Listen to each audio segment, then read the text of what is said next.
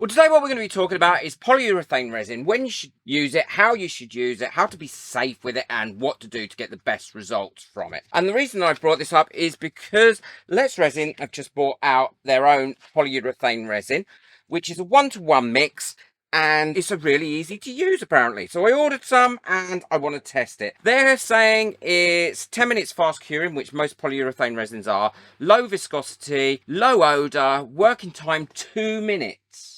Okay, so be careful of that. You literally have no time, so you need to be very well prepared before you even start. And it's a 1-to-1 ratio by volume or weight. My advice is always wear a mask, and always wear protective eyeglasses and some gloves, long sleeve shirts when you're using polyurethane, because it is a skin irritant and it can irritate the eyes, but also you don't want to be breathing these fumes in. What it's great for is making lots of the same thing really quickly. So for instance, if you were making a chest set out of epoxy, most chest set molds only come with 1, at most 2 of the pawns, and you need to make these really quickly. You can knock one of these out every 10 minutes. You could do a whole set in a day. So there's the mold, and I'm going to show you how that works. The other thing is it's great for things like phone stands and bookmarks, because it doesn't warp and become flexible when it gets a little bit warm or when it's been used a lot. I love it for that.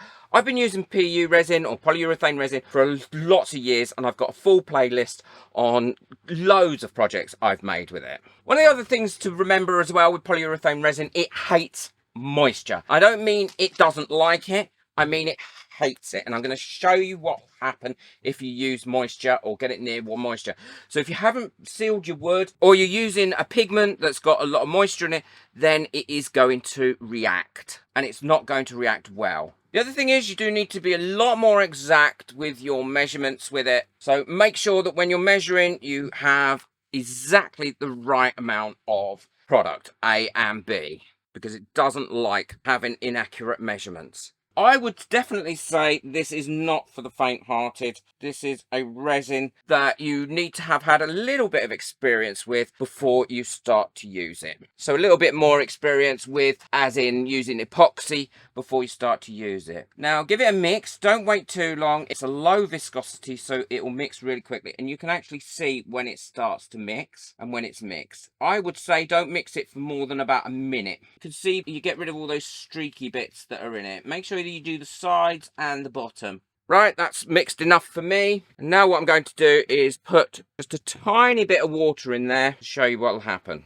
But I will get it everywhere, of course. I'm going to put 1, 2, 3 drops of water in that. Dry that. Give that a mix round. And now you can see it's created a lot of bubbles already. I'm going to put a couple more bits in. So just think if you were using a water-based or a liquid-based pigment in this. And now we've got a little bit more working time to go. And so what I'm going to do is pour that into some letters. And then we'll let that do its thing. It will cure up fairly quickly. But can you see how bubbly it's gone? And the moisture is making it start to froth up a little bit as it's curing. And that is why you don't want moisture in it. It will make it less secure. It will make it less hard. It really does affect the curing, and look at all that froth that's coming up, and we didn't put much water in it. So always avoid using anything that's got a lot of moisture in it. Look at that frothing now. Woohoo! The other thing, when it's curing, it does get very hot as well. So don't be surprised. It's because it has a very quick exothermic reaction. It goes up at a very steep angle. So don't be surprised at that. Now that should be cured. Yep. That is cured, and we'll leave that now for another 10 minutes, and we'll then check it once it's had 10 more minutes. But can you see how it's spoiled that back, all that moisture? The other thing is, if it's a very humid day, you will also have problems with it.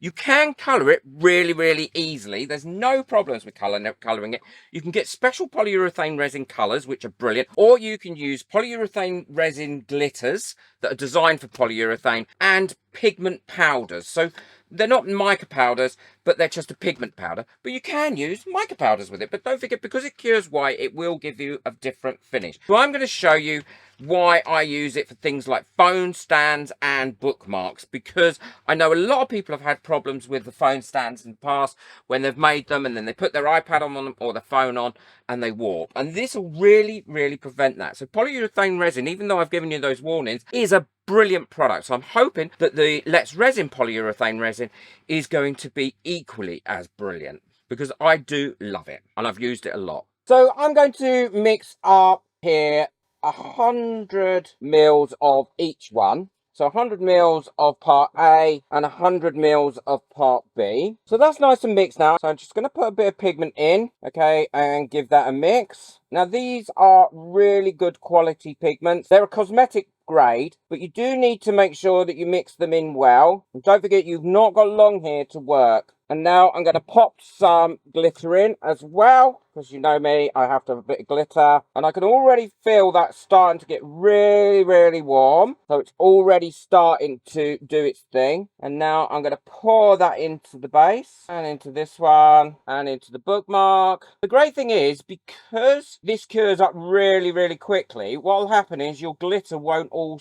have time to sink to the bottom. And I'm also going to do a chest piece with it as well. Now with this, you do need to do some squidgy widgy in, because if not, I do tend to miss the rims around it. I've been looking for a good chest piece for a long, long time, and I never seem to find one that works brilliantly, but there we go. So we'll leave that now for 10 minutes. Now you can go over this with a long neck lighter, but be very quick with it and get rid of any bubbles that have come up to the top if you don't want them there. And it will make your pigment more of a pastel color as well, because don't forget, you're mixing white. It cures white. As you can see, it's going quite pale now as it's curing. While that's curing, what I'm going to show you is another great technique that you can use with it. So I've got 4 different colors of glitter there, and I've got some PU resin that I've just mixed up. All I'm going to do is distribute that amongst the glitters, and this is what it's like when it works really, really fast. I love this, and this is one of the benefits of having it. So give it a good stir, and then in a mold or a coaster mold or anything that you want to put it in, you can put little drops in like this all the way around, and you can do your pattern, whatever pattern you want. Obviously you don't need to stick to an abstracty pattern, and then we let that cure up. Well, this should be cured enough now to be able to pour the final bit on, and I'm not going to color the final bit because I want you to see the difference in the white and this. So I've got that mixed up now, and I'm filling this up in the usual way that you would fill it up. Let's pop any bubbles that have come up, and then we'll leave that to cure. And while that's curing, I'll quickly show you what this has come out like. And it's come out like a strawberry milkshake, I think. I think it looks great. Look how beautiful and shiny that comes out as well. And a huge thank you to all my members whose names are coming up now. Now, my suggestion is that you leave these for a few more hours, if not overnight, to make them go fully, fully hard. So you could put pictures on here. You could put tattoos on here to make it look great. So that's what it looks like when it's completely finished. And as I said, I would now leave this overnight to get fully cured, and you'll find it's not going to do the same thing as it does with epoxy resin when it gets warm or when it's had something warm on it. And now I'm going to quickly show you what the sort of effects you can get using mica powders. I forgot to show you what the little chest piece comes out like. So it comes out really good, but with this mold you do get that little bit there, but it will just pull off. It works really, really well to just pull off. And as I said, you can probably cast one of these every about 10 minutes, and that way you've got a full chest set rather than it taking you days or even weeks. You've got a full chest set in a day. Well, I've got my PU resin or polyurethane resin mixed up, and what I'm going to do is add some mica powder to it. Now I'm going to add my mica powder in 3 different colours. Give that a quick stir up. I like to put it in the bottom of the actual mixing jugs first, because that way it just saves me that extra little bit of time before I mix up my resin, and gives me that little bit more time working with it. Because obviously, like I said, you have to work very, very quick. And now all I'm going to do is bring that round here. It's a bit that colour, whatever it is there. And now I'm going to give that a bit of a mix through. And then I'm going to add some red to the one that I've got in the big pot. So I've got some more mixed up, and now all I'm going to do is top that off. Now look at that magnificent red. Isn't that a beautiful red? But once that cures, that won't be that red again, as I said, because the whiteness of the polyurethane resin will turn that a little bit more pastel-y. Well, while that's curing, I'll quickly show you how this has come out, and I love that sort of pattern. I think it really looks pretty, and the glitter does work in there. Look how lovely and shiny it is as well. It's always a brilliant gloss shine, and that is lovely and firm. This is at about 10 minutes now. It's not fully cured, as you can see, because it's still a little bit bendy, but it is cured enough to be able to take it out of its mold and to clean it up. It cleans up so easy if you've got any overpour, because it will just snap off. But I would leave this now for a couple of hours to fully cure before I do the next bit to it on a nice flat surface. And look how pretty those mica powders have come out. That gold is shimmering in there, lovely, and so have those other colors as well. So mica powder really does cover it, but can you see what I mean about how it will change the color of your mica powders because it dries white?